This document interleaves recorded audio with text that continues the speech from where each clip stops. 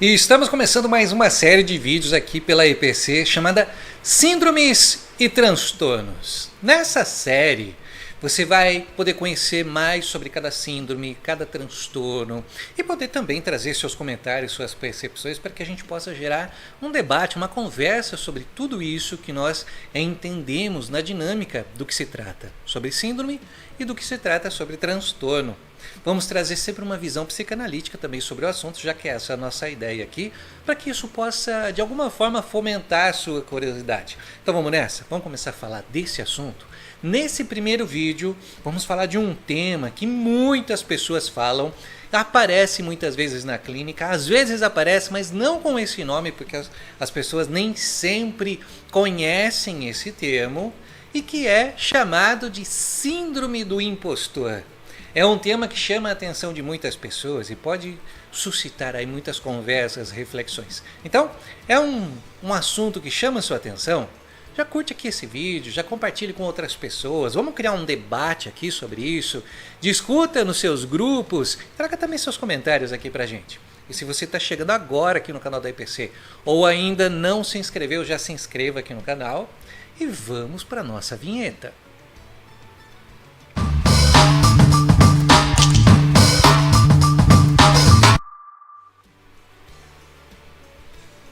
A síndrome do impostor, do ponto de vista psicanalítico, é um fenômeno que pode ser compreendido através das lentes das dinâmicas intropsíquicas.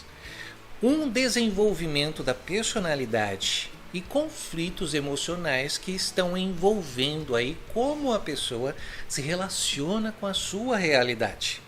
Essa síndrome envolve uma sensação persistente de que a pessoa é inadequada para estar em determinada situação, apesar de todas as evidências claras e tangíveis de sucesso, de competência, de percepção sobre si.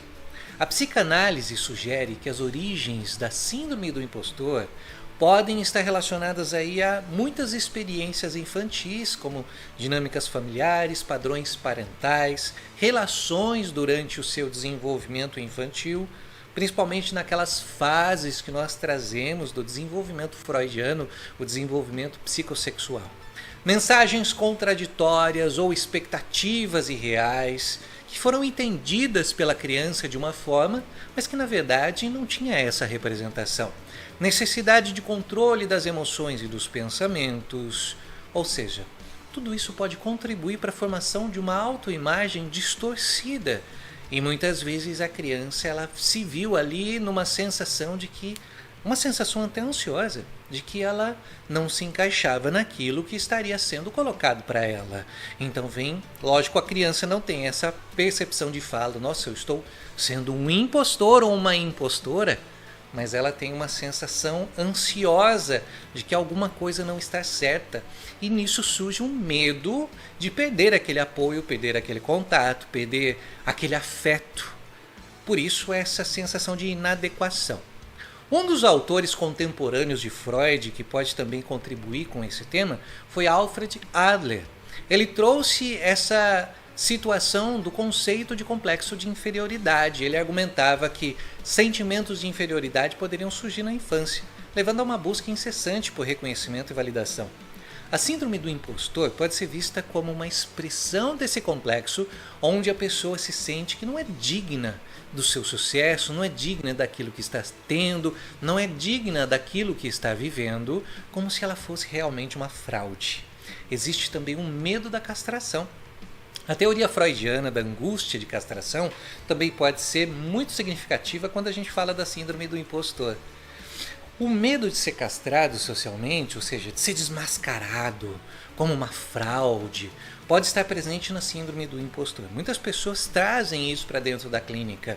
Ah, mas se eu agir dessa forma, eu vou estar sendo uma pessoa diferente, ninguém vai confiar em mim, eu estou sendo uma fraude, eu não sou essa pessoa que as pessoas estão achando. Tudo isso vem num confronto daquilo que se está conquistando, muitas vezes de estar numa situação nova da vida, uma situação diferente, que é estranha ao ego. Daí vale a pena da gente lembrar do texto do Freud, O Estranho, de 1919, em algumas versões O Inquietante ou O Infamiliar, porque aquela nova situação é estranha ao nosso ego. Isso pode resultar em ansiedade constante e uma busca pela perfeição. O que seria essa perfeição? Se encaixar em determinados padrões que não são dessa pessoa, que foram colocados por outras pessoas e por não conseguir, ou muitas vezes está de alguma forma sendo ela mesma, ela se acha inadequada. A internalização de vozes críticas de figuras parentais, por exemplo, pode levar a uma autocensura constante. A pessoa com síndrome do impostor, ela pode estar perpetuamente buscando a aprovação dos pais, que talvez não tenha recebido lá na infância. E quando ela tem essa sensação de que possa, de alguma maneira, conseguir essa aprovação, isso também vai soar diferente. Então ela também vai se sentir uma fraude. Mecanismos de defesa como projeção, como negação, tudo isso pode estar envolvido nesse assunto sobre a síndrome do impostor. A pessoa com síndrome do impostor pode projetar seus próprios sentimentos de inadequação nos outros, presumindo que as pessoas ao seu redor questionam a sua competência. Ou seja, é uma fala dela mesma que ela acha que as outras pessoas estão tendo. A síndrome do impostor muitas vezes envolve uma desconexão entre a realidade objetiva e a percepção subjetiva da pessoa. Mesmo diante de conquistas evidentes, de coisas que ela conseguiu fazer, de coisas que ela teve sucesso, aprendizado que ela teve, a pessoa ainda se vê como fraudulenta, incapaz de internalizar seus próprios sucessos, como se ela não se reconhecesse, se ela conseguisse aquilo, que é justamente que leva a essa necessidade de aprovação que você tinha no passado. Se nunca teve a aprovação, e essa foi a forma que ela aprendeu que ela tinha que viver, na medida em que ela tem a aprovação, isso é estranho a ela. Ela não consegue se familiarizar com essa aprovação, porque a vida dela foi sempre buscar a aprovação. Aí surge a síndrome do impostor. Eu estou sendo um impostor porque eu consegui. Então, eu consegui isso? Mas como assim eu consegui isso? Isso está errado. Só que não vai vir com essas palavras e com essa compreensão consciente. Isso virá da seguinte forma: eu estou sendo uma fraude. Eu não estou sendo quem eu deveria ser, porque eu não estou vivendo aquilo que eu sempre vivi. Eu estou vivendo uma coisa diferente. Então, se eu estou vivendo uma coisa diferente, eu não estou sendo quem eu deveria ser. Aí a sensação de fraude, de não achar que é suficiente para ter aquela conquista. Muitas pessoas não almejam o sucesso justamente por causa disso, porque elas vão ser diferentes de quem elas sempre foram, ou de quem elas sempre aprenderam a ser. A análise pode oferecer essa abordagem para explorar esses conflitos e dinâmicas que se manifestam ao longo das falas, das percepções sobre si. Ao investigar as origens e os padrões repetitivos de pensamento, a pessoa pode ter essa compreensão e trabalhar na construção de uma nova forma de olhar para si, na modificação dessas crenças autodepreciativas que ela tem sobre ela mesma. A síndrome do impostor, do ponto de vista psicanalítico, é um fenômeno complexo que reflete a interação de experiências precoces, mecanismos de defesa e dinâmicas emocionais. Falar dessa síndrome envolve uma exploração profunda desse ambiente interno do indivíduo, buscando compreender e modificar esses padrões de pensamento disfuncionais baseados nas experiências de vida que teve.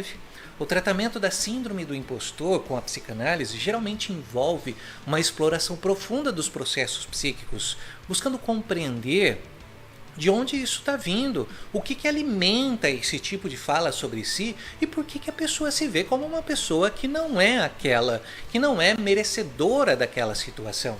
Então, vamos falar de algumas situações que podem ajudar no tratamento no viés psicanalítico.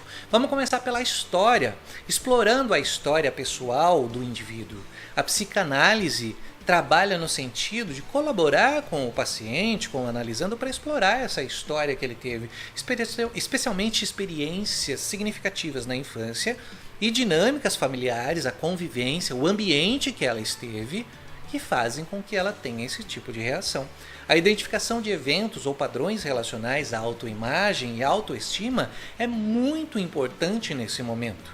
Também é preciso reconhecer as dinâmicas inconscientes.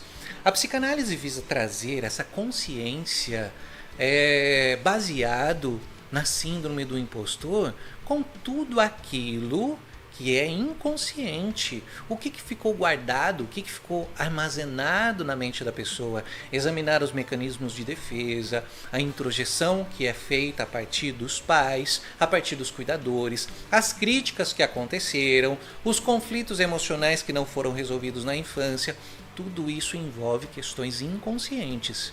O psicanalista também pode ajudar o paciente a identificar e compreender esses mecanismos que estão em ação. Isso pode envolver a projeção de sentimentos internos, a negação de conquistas, como se ela não pudesse ter essas conquistas, e até mesmo a autocensura. Eu não posso chegar até lá, eu não posso ter uma conta bancária igual a essa, eu não posso conquistar tal coisa. Eu sempre fui, aí eu vou usar um termo aqui muito significativo, eu sempre fui adestrado a viver dessa forma. Se eu viver diferente disso, eu não estou sendo quem eu realmente deveria ser. O tratamento também busca fortalecer a autoimagem, melhorar a autoestima da pessoa. Isso pode envolver a revisão de mensagens internalizadas sobre o seu próprio valor e também a promoção de uma visão mais realista e positiva de si mesmo. Por que será que a pessoa se deprecia tanto? Também é preciso explorar essas crenças que são depreciativas. Por que nesse caso nós falamos de depreciativas? Porque normalmente nós temos falas que vão nos colocar de volta ao lugar que a gente deveria estar. Eu não posso conquistar isso aqui, porque isso aqui não foi o que eu aprendi na minha infância a viver. Só que não vem com essas palavras. As palavras vêm no seguinte sentido: eu estou sendo uma fraude, eu não estou sendo quem eu deveria ser, eu sou uma outra pessoa, as pessoas não vão confiar em mim, nem eu vou confiar em mim. Isso é essencial para o processo, conseguir identificar essas crenças. Então a análise também ajuda o indivíduo a compreender como é que essas crenças se formaram e a desenvolver uma perspectiva mais adaptativa para a realidade que se está vivendo, saindo desse campo fantasioso daquilo que se viveu na infância. O objetivo é promover o insight, permitindo que o próprio analisando compreenda suas conexões entre sua história, suas emoções atuais e seus padrões de pensamento através da associação livre. O insight pode ser um catalisador para essas mudanças e para que elas sejam então duradouras. A psicanálise trabalha na resolução dos conflitos internos, incluindo aqueles relacionados à busca de aprovação, medo da castração social e esse complexo de inferioridade que, na verdade, a pessoa ela se coloca sempre numa posição inferior, ela não deveria estar naquela posição superior. Nós não vemos alguém com uma síndrome do impostor dizendo assim: nossa, eu realmente conquistei tudo isso. Então, nossa, essas conquistas, eu não reconheço essas conquistas como sendo negativas, eu reconheço essas conquistas como sendo positivas. Nós sempre vemos o inverso, uma questão de inferioridade, se colocar como inferior e não se ver merecedora daquela posição atual. Nós sempre vemos o movimento olhando de baixo para cima. Não existe um complexo de superioridade quando a gente fala da síndrome do impostor. Não há o inverso. O paciente ele é incentivado a integrar parte de si mesmo que foram fragmentadas, aquilo que ele não consegue reconhecer. À medida que o paciente ganha um insight, uma compreensão, o psicanalista pode ajudá-lo a compreender melhor o que ocorre e o que pode ser diferente na sua vida, a partir da associação livre, é claro, feita pelo próprio analisando. Isso pode envolver ações que desafiem os padrões disfuncionais e promovam uma abordagem mais saudável em relação ao sucesso e às realizações. O tratamento com psicanálise é um processo gradual, ele é profundo e que visa transformações significativas na forma como um indivíduo percebe a si mesmo e se relaciona com o sucesso. Por que será que ele não é merecedor daquilo que ele está tendo? O trabalho analítico contínuo é essencial para consolidar essas mudanças e promover um crescimento emocional a longo prazo. E aí? Já conhecia a síndrome do impostor? Sabia que muitas pessoas passam por ela em algum momento da vida? Por isso que o autoconhecimento e o desenvolvimento de uma autoestima e uma autoconfiança são tão importantes, e isso pode ser feito a partir de um processo analítico.